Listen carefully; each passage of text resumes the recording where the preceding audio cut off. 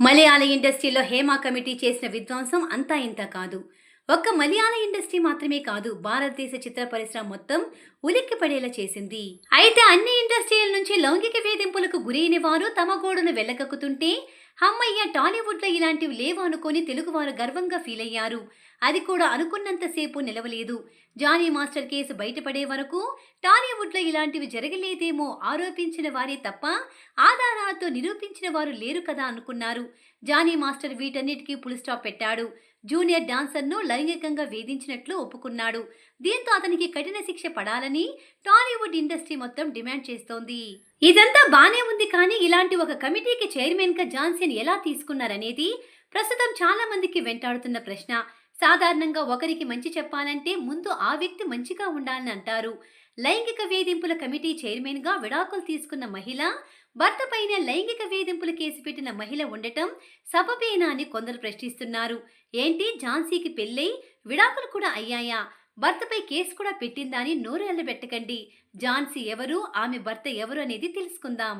ఝాన్సీ 1994లో ఒక TV anchor గా career ని మొదలుపెట్టింది. ఇప్పుడంటే యాంకర్ అంటే టక్కున సుమా ఎలా గుర్తుకు వచ్చేదో, అప్పట్లో యాంకర్ అంటే ఝాన్సీ అని చెప్పేవారు. ఎన్నో షోస్కి యాంకర్గా వ్యవహరించి బుల్లితెరకు మొకటం లేని మహారాణిలా ఏలింది. టాక్ ఆఫ్ ద టౌన్ అనే షోకు ఆమె చేసినన్ని గెటప్స్ ఇప్పటి వరకు ఎవరూ వేయలేదు, ఇక వేయబోరు కూడా. అలా టీవీ నుంచి సినిమాలకు వచ్చింది. క్యారెక్టర్ ఆర్టిస్ట్గా ఎన్నో మంచి సినిమాల్లో నటించి మెప్పించింది.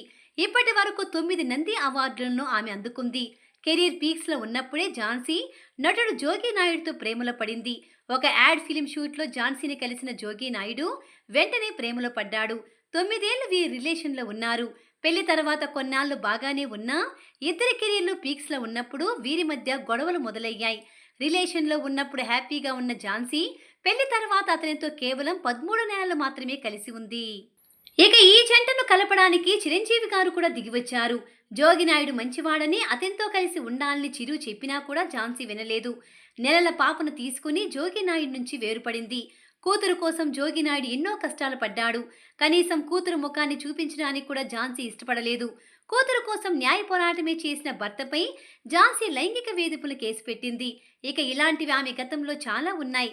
ఇంత ఫ్లాష్ బ్యాక్ ఉన్న ఝాన్సీ ఇలాంటి కమిటీకి చైర్మన్ గా పనికి వస్తుందా అని కొందరు అనుమానం వ్యక్తం చేస్తున్నారు.